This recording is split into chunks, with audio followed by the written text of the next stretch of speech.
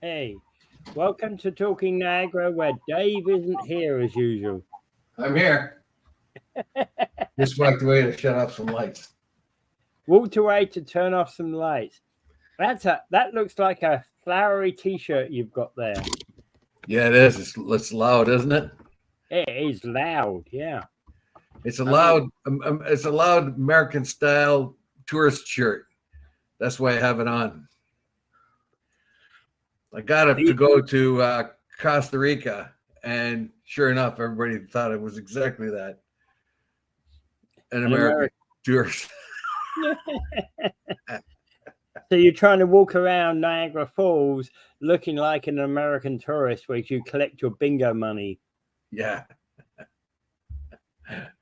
Well, it is that's what it nice. is. It's a nice, loud, bright shirt, and I think we need more brightness around. I think one of the things that bugs me a lot about cars, that all the cars are kind of this silvery gray color I used to or like black. I like silver.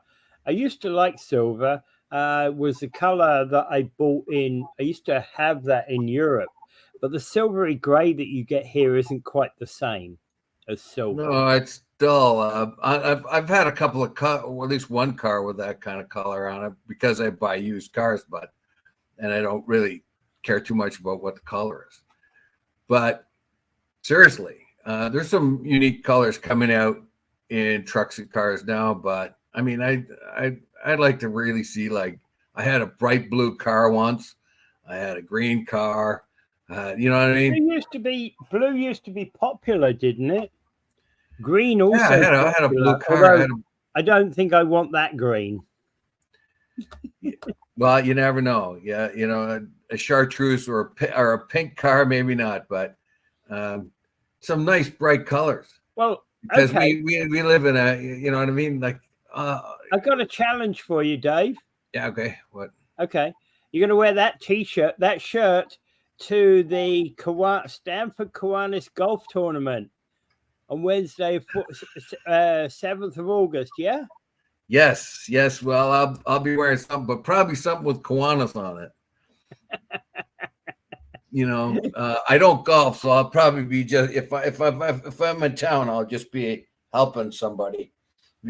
But anyway, yeah. So that's a good plug for us. We are the Stanford Kiwanis Club is having a golf tournament, our annual golf tournament. This is the first one we've had probably in 3 years, probably 4. It was 4, because we didn't even have one in the 2019 is probably the last one we had because of COVID. COVID came out in 2020, 21, 22, 23. We didn't. It was still sort of half and half. We still didn't get our stuff together, and now we got it again. That's a long time. I mean, COVID ruined our music festival for us, but after 87 years, our music festival died because of COVID. But I think we're going to be able to get the golf tournament back. It's a fundraiser for us anyway. Yeah. It's a fundraiser. So how much is it cost to join that? But for the game, I think it's all there on that paperwork, right? It's on that posting. It's I think it's all pointed out there. Let me $150 a person, yes? Looks like something like that. 18 holes of golf with range balls thrown in and dinner, and there are prizes to be won. Yes. So let's get it up here. It's at Willowdale Golf Course, which is 10325 Willowdale Road. Yeah, it's just off of Lions Creek Road there. You can go just pull off Lions Creek Road, and then the first road after you start heading, let's see, that would be west, right there. Yeah. As you head off at Lions Creek Road towards the hospital, there's a road on the left past the before you get to Montrose. and that's Willowdale. Yeah. So basically what it is here, it's on Wednesday, August 7th, 2024, the Links of Willowdale on Willowdale Road. It's easy to find. Everybody's got a GPS nowadays, and most people who golf knows where this is anyway. Like the early bird foursome registered on Monday, July 15th will be by Monday, July 15th, will be entered into a draw, 4 passes for the Niagara Parks golf courses. And anyway, so it's registration return. Like you're looking for a foursome for $150 each, but that gives you a dinner too. It's going to be there's going to be shotgun start at 11:30, 18 holes of golf with a cart, range balls, dinner, and prizes. And there's little contests too. They have little games where they have a board that's stretched across the where you a putting green where you practice putting, and they have little holes in it. And if you get certain holes, you get a certain amount of money. If you can putt through the hole. So there's money for that too. And I've got to ask this one, Dave. So for the person who comes last around the golf course, the person who can't make any of those holes, who can't do the driving, is there a prize for them? Maybe, I don't know. Damn. I would have won it by now. Or is it back in the bunker prize? Excuse me. Allergy season. Yeah. Or is there a back in the bunker prize? Yeah. Well, anyway, but you get some good grub, and and they hand out prizes, and it's just I've been to them a couple times. I haven't played because they don't know how, or I'm not a golfer, but I've been there and helping out with the prizes and things like that. You get a lot of donated prizes. One year we got a lot of umbrellas, and it was when they went over big. In fact, we had enough extra that we had one left over, and it was a huge umbrella, big one. It was perfect, but I lost it somewhere, unfortunately. But it was a great umbrella because it was much bigger and sturdier than your normal umbrellas, you know. And so, you could walk right into a massive deluge, maybe your feet. I got one of those. I got one of those golf umbrellas. The only thing about them is it's over time it's bent. So, it's superb, holds up against the rain, but the actual main thing is bent a little bit. Ah, okay. Anyway, that's it. And thank you, everyone. If you golf, please come out and join us. And it'll be a really good afternoon. It'll be 18 holes of golf. Where do you get 18 holes of golf and a dinner and prizes and all that for $1.50? Yeah. All right. Excellent. So moving. Sorry. $1.50 times 100. Yeah, well, I didn't think it was $1.50. Yeah. Okay. So drinking a pint of beer might be popular pastime, but does it damage your body? Yeah, I put this in here because summertime's coming, and what goes better than summertime, especially in the evening, is cold beer. Even during the day, if you're not working, I wouldn't advise you drink cold beer when you're working because to me, it just kills me. I die if I drink it. But at nighttime, when the sun goes down or is about to go down, a couple of beers goes down really well. But there's been a lot of press now about alcohol. And as a matter of fact, there have been people that come out and have said, and we've reported it here on this show, that alcohol is absolutely no good for you, no matter how much you drink. It's like saying 1 or 2 cigarettes is good for you. So they say alcohol is absolutely no good for you anyway. The only thing that this article points out is that if you drink a mild amount of alcohol, you will have a mild resistance to help your cardiac slightly because it will thin out the blood a little bit. So you get a little bit of positive results by drinking alcohol in mild amounts. So the problem here is people love alcohol. People love beer. I love beer. Right? I really like the taste of beer. And it takes me a while to get a buzz. You know, I'm no little guy. So how much can I drink? Well, it says here that you can drink, I think it was 14 cans of beer. Like if you think of a can of beer being about 350 ounces, you can have, in North America, they're about 350 ounces. European ones are 1/3 of a liter, so it'd be 333. But but it doesn't matter. That's such a small amount. You can have 14 of those over a week. It Actually, says I have way less. I have way less than that. I maybe have one. I maybe have 3 or 4 a month. Yeah, well, I go through phases where I drink. I really put it back, and then I just stop for a while. You know, the funny thing is, I will drink more in autumn than I will in the summer. Cold beer in the summer is nice, but to me, I got to be out of the sun. I can't be in the sun with cold beer. No, like cold beer and the sun just don't mix it with me. So I'm a nighttime drinker, basically. Or an inside. Oh, you're not going to find me. Yeah, you're not going to find me going to taps and watching a concert in the sun with a beer in my hand. At that time, it's more likely to be a Coke. Yeah, if I have one, it would be a light beer, and I'd be sipping it anyway. Yeah, because a couple of pints in underneath the sun, and it just sucks the life right out of me. But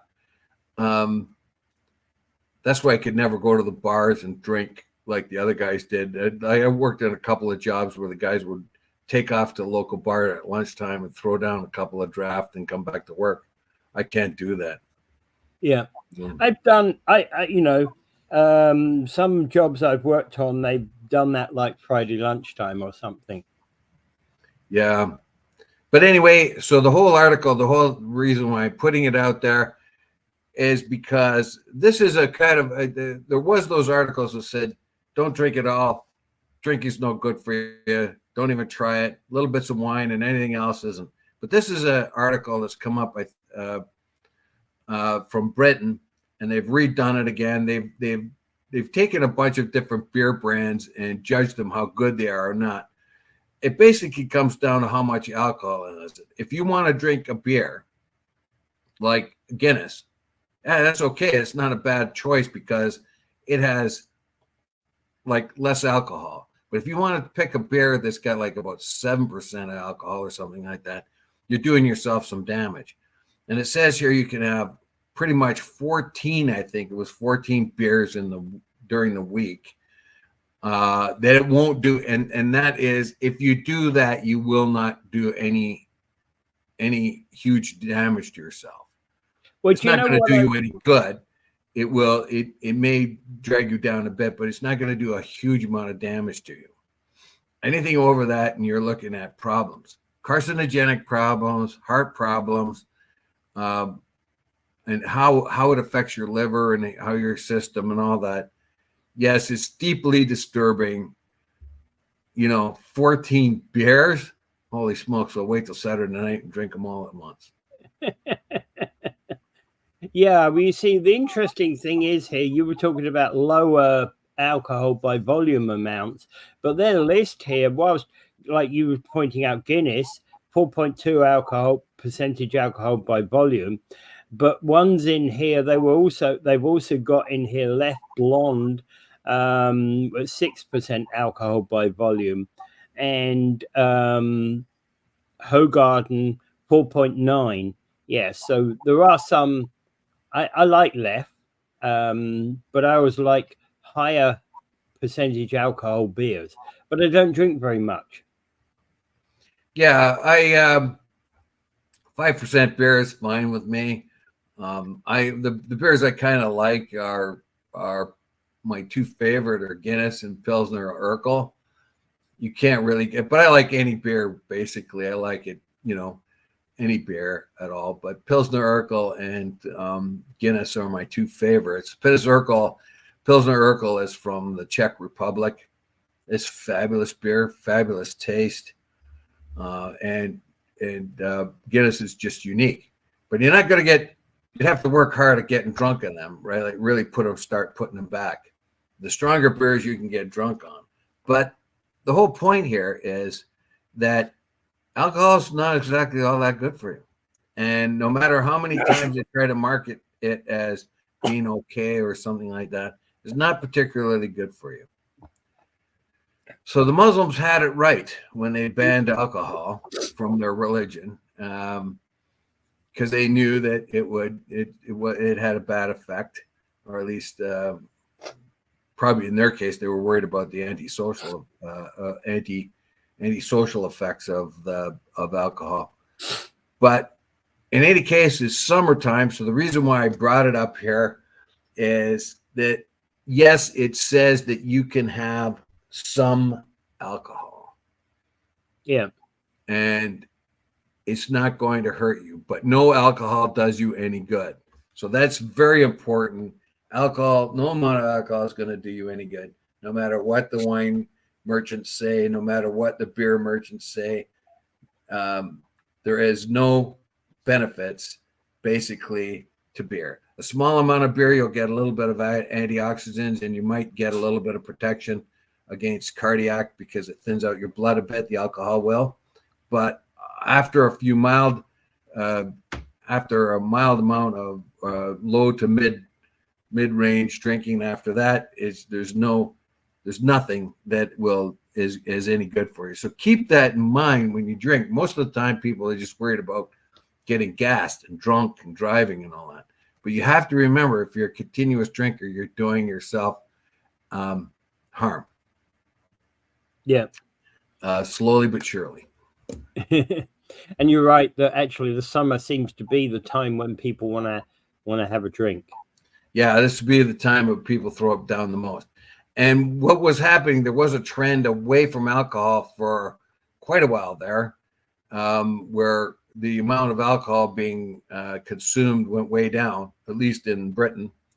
And now it's going back up. Sandra Marie McKinnon points out more crime. Well, alcohol, yeah. Alcohol is almost always involved in crime somewhere along the way. Domestics. Good morning, Metaphysical Mike. Good morning. So the alcohol is almost always involved in domestic disputes. She's actually talking about corner stores selling alcohol as well. I'm not a fan of corner stores selling alcohol. Whilst I don't believe in the LCBO beer store monopoly, I think that it should be specialist beer sellers that sell the beer, not your corner store. So most corner stores, it's been proven in those places that allow corner stores to sell beer, that most corner stores don't care about the age that people are that they sell the beer to. I'm not so sure they don't care. I'm not so. The other thing is I don't know how well they can police it. Yeah, and you're gonna slow things up in a corner store when they're always asking for ID. They got a long line of people. They might skip the ID here and there. You're not going to get that in a beer store or liquor store, which is part of their mandate to do that. But although you get a place like if you go to Zares. No, I believe in. Let me be very clear. I believe in independent off-license stores, not controlled by the LCBO, which seems to dominate our marketplace. That's why I need the LCBO. I wouldn't say the LCBO needs to be out. The LCBO can become an independent supplier, and they do their own supply. They don't dictate what we get in the marketplace. All right. So I believe in independent off-license breweries and not supermarkets and corner stores being involved in the sale of it. I don't know if that's practical, if they'll ever even make money. But the problem is the draft for alcohol is not going away. It was only a matter. I agree with Ms. McKinnon there, because I only see the consumption going up, particularly in among youth and all that. Crime, yeah. Crime and alcohol crime is a big problem. Yeah. But you aren't going to stop it. It's not going to go away. It just isn't. I find that a lot of I have a feeling that a lot of small breweries will get just knocked right off, because the corner stores and the grocery stores are going to stock the most popular brands. Pardon me, and that's going to just shut out the smaller breweries, I believe. Okay. Moving on. One thing I'd like to point out first. I'd like to ask our listening audience. We've seen what's been happening in Europe right now. We've seen what's happened. There's a total shift to the right politically. The European Union, the European Parliament has had its elections, and they've been pushed very hard to the right. This has caused Macron in France to call a snap election. He wants to staunch the flow to the right. We find that in Italy, a party that used to be the Italian Fascist Party is now in power under the guidance of Giorgia Meloni. And she was a wicked, hard right person in the view of the West, but now she is the darling of the West, as we could see in the G7 summit that was just in Italy. Everybody embraced her and loved her, and she's hard right. Marine Le Pen is doing very well, the best she's ever done in France. She wants to get in power. She's done much better than the Renaissance Party of Macron in the European Parliament. We here in Ontario went to Conservative. Is this going to be a trend? And so I'm asking everybody, wait till I finish. I'm asking everybody in our listening audience, what do you think? Is there a general trend to the right?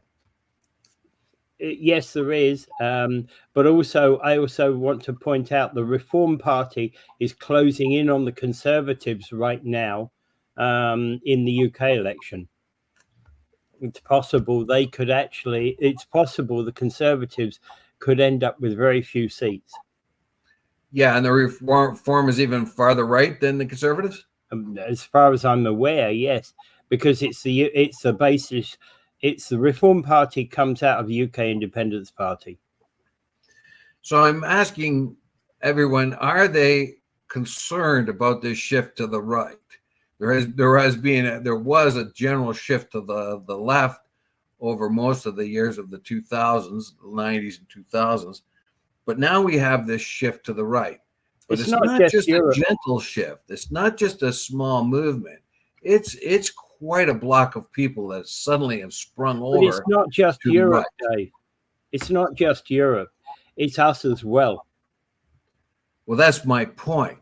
Yeah. That's why I'm asking everybody, do you think this trend will materialize in North America?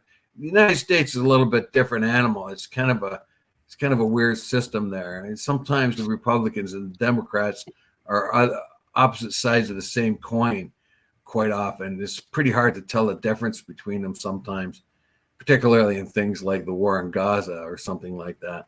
But here, are we going to see that here? Are we going to see it in Canada? It really looks like Poilievre is going to win. Will he make enough? Will the Conservatives stay in power for a long time? Is this a correction? And I'll ask that too. Is this, hey, isn't that my shirt? LOL. I think it is. Yeah. Your shirt would fit me just fine, like a glove. It might fit on my hand, but that's about it. Well, anyway, Trump is going to make me great again. I know that. So Mike Cushman says people cannot afford a home or rent. There's going to be a major rebellion soon. Well, I'm thinking, is this shift to the right that part of that? When people get frustrated and angry and your system's not working and you're trying to tell us every day that we know better than you and everything's going to be fine. You can't afford anything now, but you will be. Just leave it to us. Well, you only do that so many times before you change. But will Canada go to the right? Probably. How far to the right? I don't know. I mean, they're even making inroads in Quebec, and I don't think I've seen that since the Mulroney years. Anyway, that's the question I leave everyone. Is there is a shift to the right, and a person like Giorgia Meloni, being a monster not long ago, a right-wing fascist, is now embraced and part of the European Union, lovey-dovey. I don't know, but she's been able to take the right-wing politics and change them into something more acceptable. I don't know if that's going to happen for very long. We'll see. Anyway, go ahead back to our regular scheduled. All right. So Joedy Burdett, who stood for election last election, is doing a petition for the ward system, and he's saying, well, whilst there is normally a 500 signatures will get them to talk about that issue at the city hall, he wants thousands of signatures. I'm prepared to offer and give my signature to this, but I really don't know that you've got a city that is just basically, or city council that is just basically not prepared to budge on this. You saw what they did to. We saw what they did to Laurie's motion. Basically, they said, "Yeah, we'll talk about this after the change to the region, etc., is all dealt with." This will basically be what they'll do again. Yeah, that sounds like a sensible thing, but it's not really, because that change is not coming anytime soon, and we have to take care of ourselves, despite what's going on in the region. It wouldn't matter one way or another if we were ward or not, no matter what the region did. And they full well knew that, but they use that as an excuse because there is a core group of guys, probably Peter Angelo, the mayor, and a few others there, Thompson, don't like the ward system. That seems to be a threat to them. We are a city. We're probably one of the largest cities without a ward system. We are the largest city without a ward system. So we're the largest city in Ontario without a ward system, which means we've sort of back in the old times, Neanderthal days. But is Joedy Burdett the right guy to do it? There is already a petition out there. There has already been a petition, and there's already somebody working on this. Now, Joedy Burdett is doing this himself, but when there was already a movement toward it, so he's trying to petition, and there's other petitions. I don't know. Is he going to be successful? Is he going to be any more successful than the people that are trying to move it that way now? Yeah, and he sees himself as the citizen watchdog of council. But that's kind of what we do here as well. Yeah, as unfortunately, I can't sit in with Paul Lemire tomorrow to do the agenda. I'd forgotten I didn't forget, actually. I had thought I had an event, but I thought it was in the evening, but it's right at noon, so I can't do that. But yeah, so there's a guy like Paul K. Lemire. He looks it over really, really closely. Yeah, and we try to do it ourselves as well, but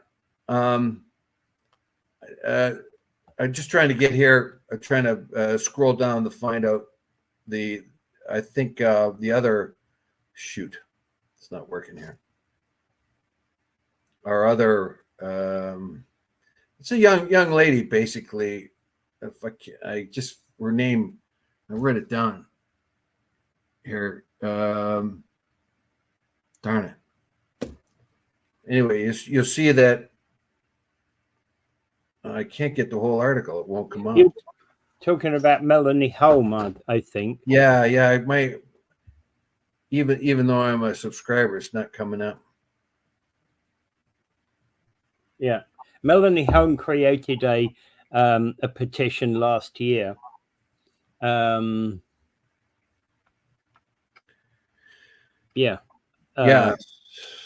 Go ahead. Yes. Basically, last year, Melanie Holm created a petition with the idea that Niagara Falls operate through a ward system, and she held a virtual information session in September to discuss ways supporters of ward system can get the issue in front of City Council. And she had the idea last June, basically, when she watched Laurie Lococo's attempt start to get a review of municipal election system delayed. So she basically wants to really do, put the petition in place as well. Well, hey, Melanie, Joedy, talk together, work together. That's the way you get it done. Yeah, that's what would be like. I can't open this article for some reason, and I have and I have a and I have a subscription too. But anyway, it's the way it works some days on this, Dave. Yeah, it's just bummer. But anyway, I can't open it. But yeah, so. But again, Mike makes the point of 26% of our population voting. Find it hard to believe we can get the ward system back when no one cares, right? And I understand it. Mayor and councillors for 20 years keep it at large on their own, no public input. So who's running the show? Yeah. Yeah, so it really is. I don't know. So not to read. Yeah, so I don't know. I'm trying to sign. Like it wants me to sign in again. Oh, come on. It does that every once in a while, though, Dave. Right? Yeah, it's a pain in the neck. All right. I don't know why. They won't let me sign in either. Jesus. But that's not a. I want to start and do something. Now I can't read anything. It's kind of blank screen. Oh, I've had that from time to time. It's so annoying. Yeah. Okay. So moving on, a Niagara woman believes that the healthcare system in Niagara is broken. And what happened is her father, C.J. Zammit, who was 88, died in Welland, Ontario emergency department after experiencing a brief illness. And they just couldn't seem to get their act together in order to figure out what the heck was wrong with him. Yeah, this doesn't surprise me at all. As I've said before, someone close to me just a few weeks ago went to the hospital and got thrown out. I told her it was appendicitis. She thought it was appendicitis. She went to the hospital. She's a nurse. Yeah. Right. She's a nurse. She went to the hospital, sat there for hour after hour, finally talked to the doctor, and the doctor told her it was something that she ate, even though she had high white blood count, which means you got an infection. So he says it was probably something to eat, and he sent her home. The next day, she comes back gripping her sides in pain. They made her sit there for hour after hour. Finally, they took her in. and did a scan. And what did they find? They found that the appendix had already burst. Yeah. And then they couldn't get a surgery going. And when they did, they had to do a much more involved surgery, one that normally you just do a little cut and put a scope in and take it out. No, they had to cut her open and take a piece of her large intestine out. Yeah. And she was off work for 6 weeks. Yeah. She's still not back at work. That's what happened there. They did an operation on my mother, and they left her there for a month. It got infected. It didn't heal. The operation didn't work, but it took them a month to find it. It was only after I started asking questions. I have a friend of mine whose wife needed MRI. They scheduled her for months away. He just took her to a different hospital. They got the MRI right away. They took a look at her, said, "Oh, we better find out what's going on in that head." Not here. They said, "Oh, well, it's probably just dementia, right? The woman's in her 60s, right? It's probably just dementia. We'll book an MRI for a few months down the road." He said, "It's a serious situation. You can't do that." Well, too bad. Well, he just took her to Hamilton, got it the same day. And he was right. There was a serious problem there.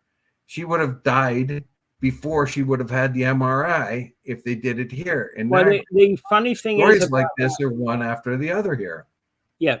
And the funny thing is about that is that he was fortunate to be able to take his loved one to Hamilton and get them treated there.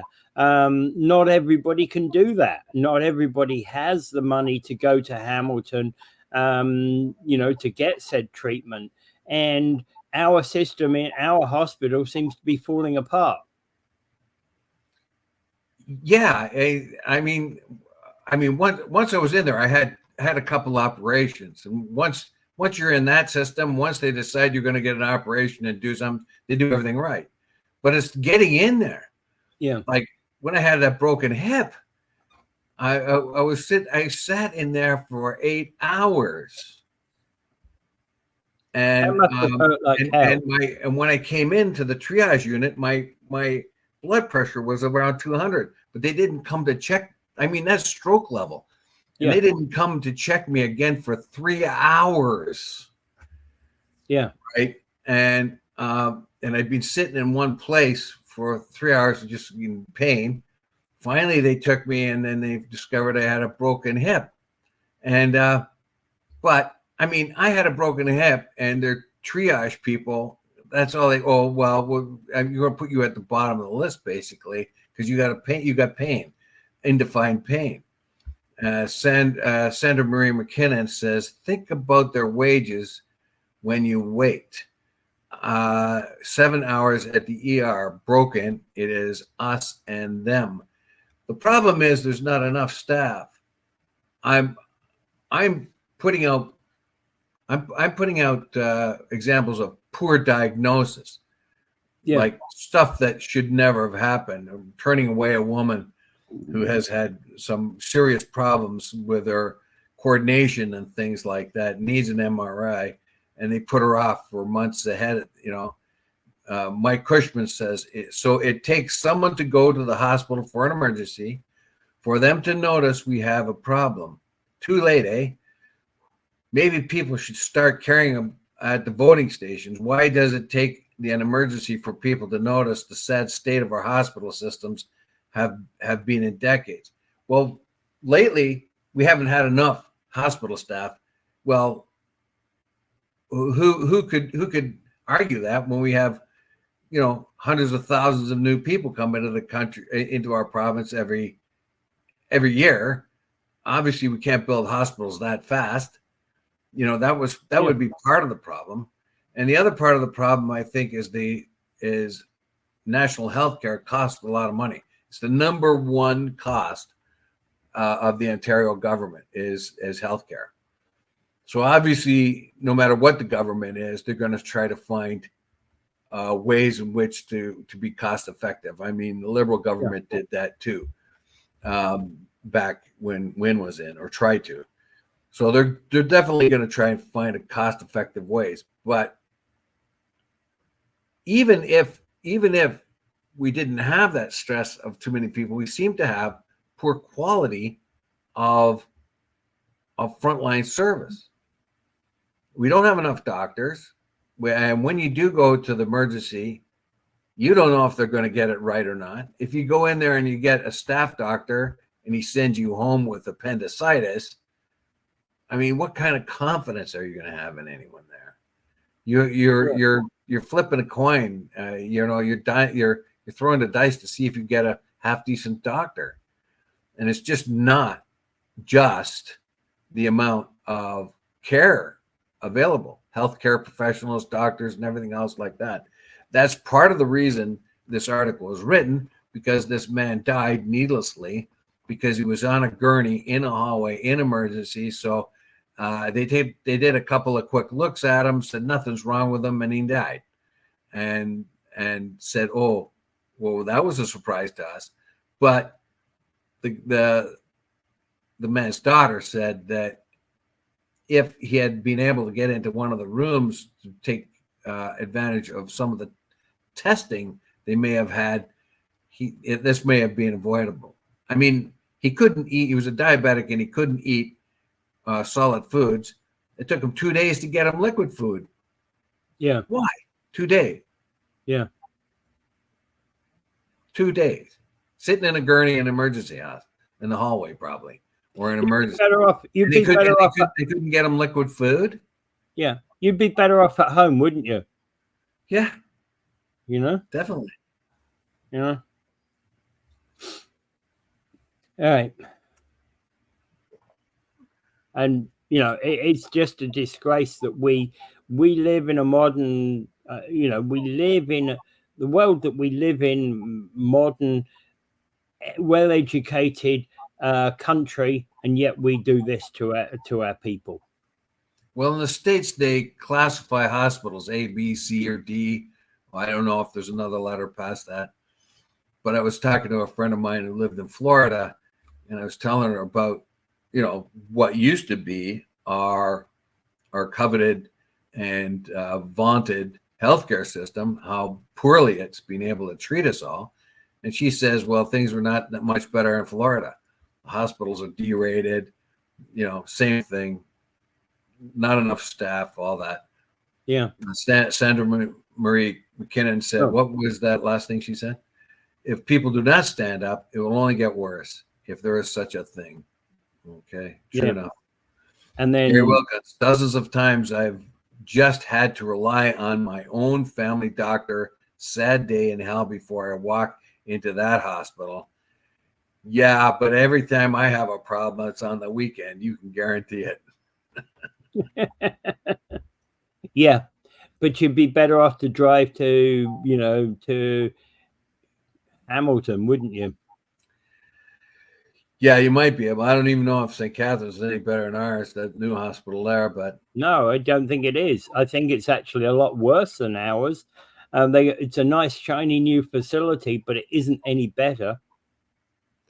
All I know is the few times I've been in there, I couldn't understand whoever was talking to me because their accents were so thick. Usually a receptionist or something like that. Now, who put you in as a receptionist when I can't understand a thing you're saying? All right. Loblaw's CEO actually had a coffee with the boycott organizer. What do you think about that one then? I thought it was a needlessly long article. I guess it was supposed to be a human interest, part human interest story and part information story. Yeah. Because it's a lady by the name of Emily Johnson, and she's a social worker. And she's the one that started the national boycott against Loblaws. And the reason why she did that is, while food prices are going up, Loblaws execs and CEOs are making huge money. Their stockholders are making money, but the cost of the food is going up. So what happened is the fellow by the name of Purbank, he's a Danish fella that's come in here and he's running Loblaws. And he wanted to have a face-to-face with her, to sort of tell her why it was a mistake what she was doing.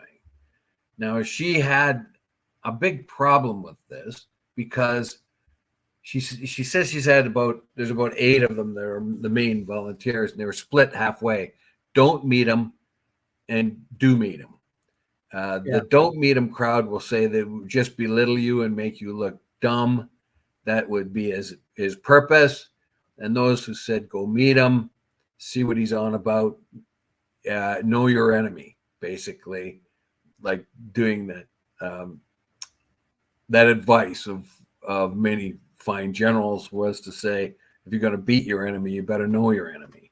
So they did. They got together. And what he was trying to tell her is it wasn't Loblaw's fault. And he says it's rather unfair because there's other grocery stores and they're all doing the same thing. So why are you picking on Loblaw's? Loblaw's happens to be the biggest one. Well, they're the biggest one in Canada. That's why, right? Yeah, but is it wise to boycott Loblaw's? Now she's still going to ask for a boycott of Loblaw's. Pure Bank obviously does not want this to get out of hand. Normally they would have just ignored it, but we all see what's happened to Bud Light, haven't we? When people get annoyed, and there is that possibility that your brand could be ruined. Bud Light has never recovered its market share, and that's been going on for over 2 years now. When those people who were buying that brand disliked how they were being treated and how it was being marketed. So this article is pretty good. It explains why the groceries were higher, and Pure Bank tries to absolve himself and the others from the high cost of groceries, but nowhere in there does it explain why the stockholders and the CEOs and all that get big, huge money at a time. Basically, what they're saying is, it always bothers me when times are hard and CEOs put their salaries up. That doesn't matter. Look what happened to the CBC. We covered that. The CBC would not tell the government inquirers if they were going to give themselves another big fat bonus, which they don't call bonus. They call them performance somethings. Yeah. But it's basically a bonus. And they wouldn't tell them that. They said that hadn't been decided. And every year they give each other a huge bonus. This year they had to lay off a whole lot of people, or last year they had to lay off a lot of people, and the CBC did terrible. And yet, what happened? They all got bonuses. Yeah. Oh yeah. How do you get a bonus when you lay off people? You see, but this is different. This is Loblaws, and their business is good. The price of groceries are very high, but the business is good.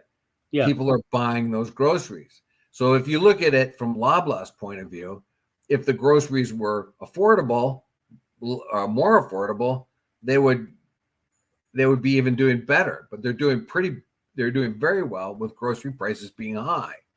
And that's probably because there is no particular competition from the other grocery stores, because they also have to buy from the same sellers and market it in the same way. So you're not going to be able to go to some other grocery store and say it's cheaper. Yeah. Oh yeah. If you go to Metro or wherever, I don't know which ones are Sobeys. I don't think it owned by Loblaws, but there you go. But the point being is, I was just saying that I think it's particularly bad form, and it doesn't matter whether you're in the grocery industry or in whatever industry. For example, I think it's particularly bad form. Your workers. Let's take the border workers that were out on.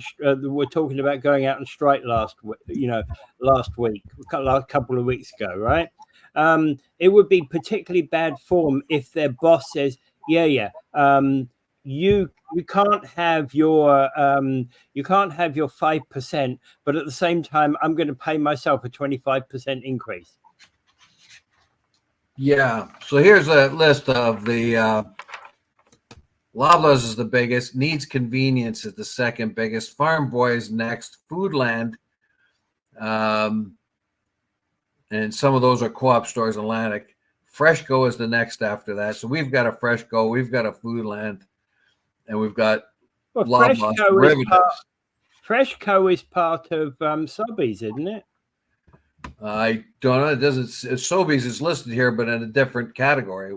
Like, so it's here, but it's, and here are Loblaws companies that pretty much are there. So it's Atlantic Cash and Carry, Atlantic Superstore, Fortino's, Extra Foods, Dominion, Fresh Mart, No Frills. Some no Frills are Loblaws. So there you have it. And so there are these other big ones. Like in town here, we've got Sobeys, but it's like it ranks about 1, 2, 3, 4, 5, 6, 7, 8, 9, 10, 10th in the land, but it's probably has a bigger share of Ontario's chains. So there you have that. That's a bit of a reveal. Yeah. So when this fellow by the name of Peerbank meets the person that's Emily Johnson, who's started the boycott, and tries to explain their situation, what Emily has said, well, at least there's a face to what I'm protesting against. So she has a little bit softer view of it, but she still will not stop the boycott. Yeah. And if she did, it would look pretty bad anyway.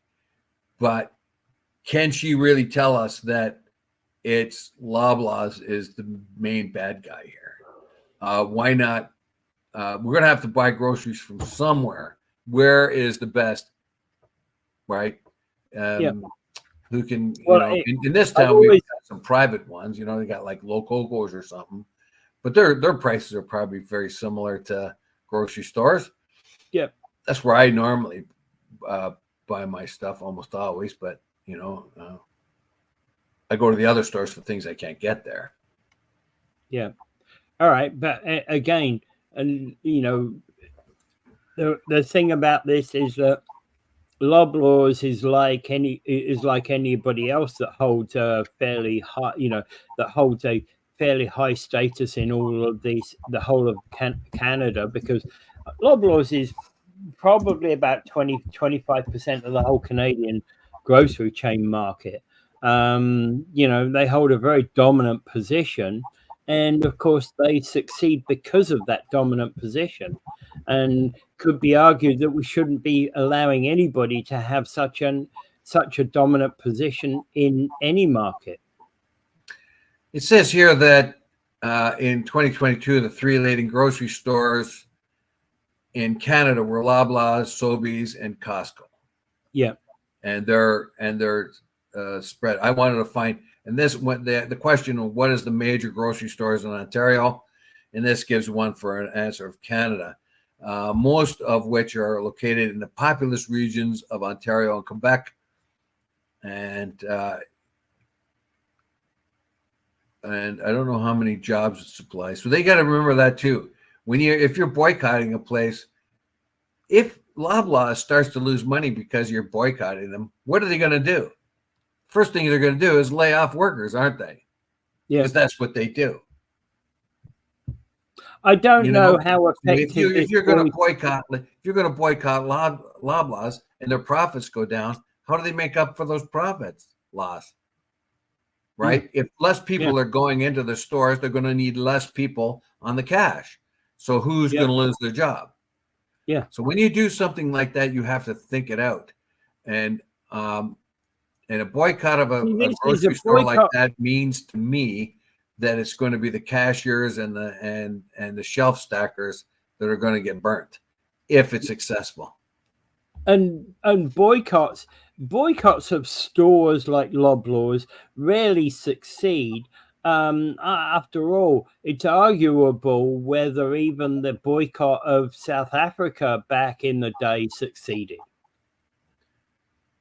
Boycotts generally speaking, well, we talked about Thomas Massey last week. He was the Republican candidate for congressional district in Kentucky who beat AIPAC, the Israeli lobby, when they attacked him, and he beat them.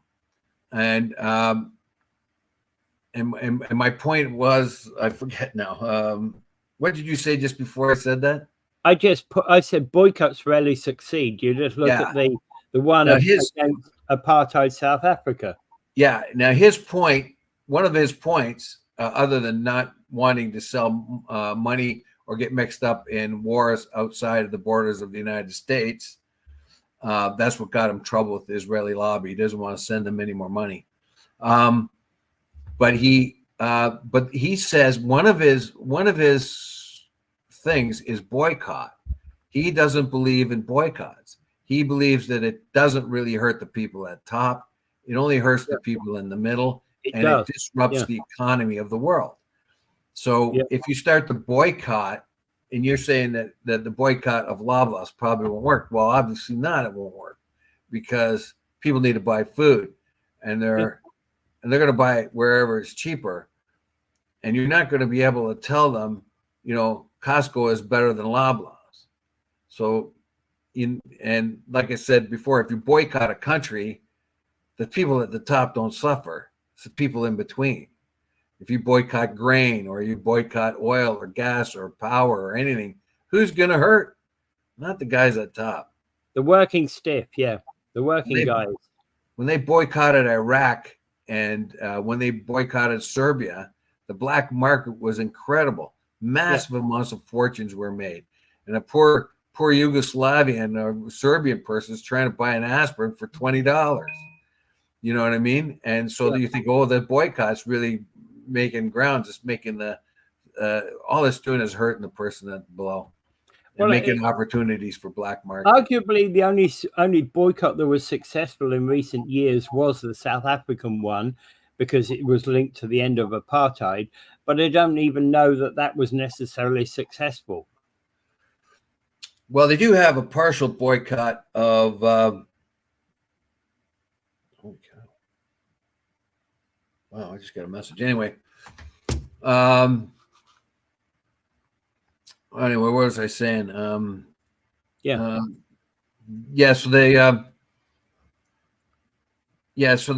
that was only partially successful. Really, I don't think the boycott really had much difference there. They were still able to get around somehow. Remember, at that particular time, they had a lot of support from the United States, Israel, and Britain. So they probably were able to beat the boycott somewhat. I don't know. That may have worked, or it may have been just a general idea that they did not want to be isolated. And I don't know. I don't know if South Africa is much better now economically than it was beforehand. It's certainly a much fairer society, which is a big plus. It seems to be a burgeoning society now. But the boycott, who did it hurt?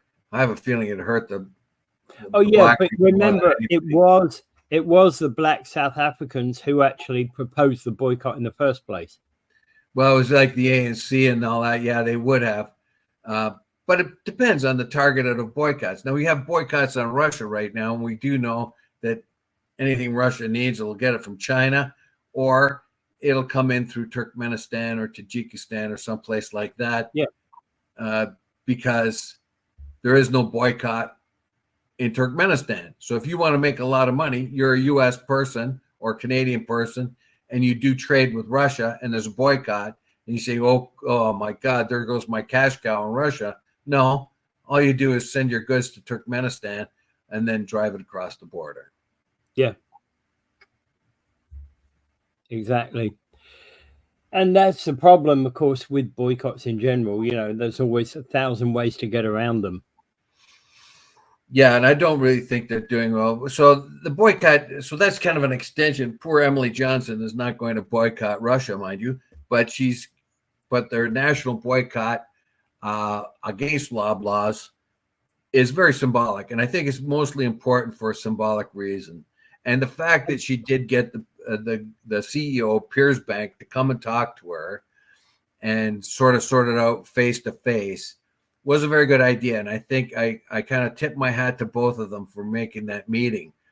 there is a lot of misunderstanding out there. Yeah, Loblaws is making money hand over fist, but it would have been making money hand over fist whether the groceries were more affordable or not.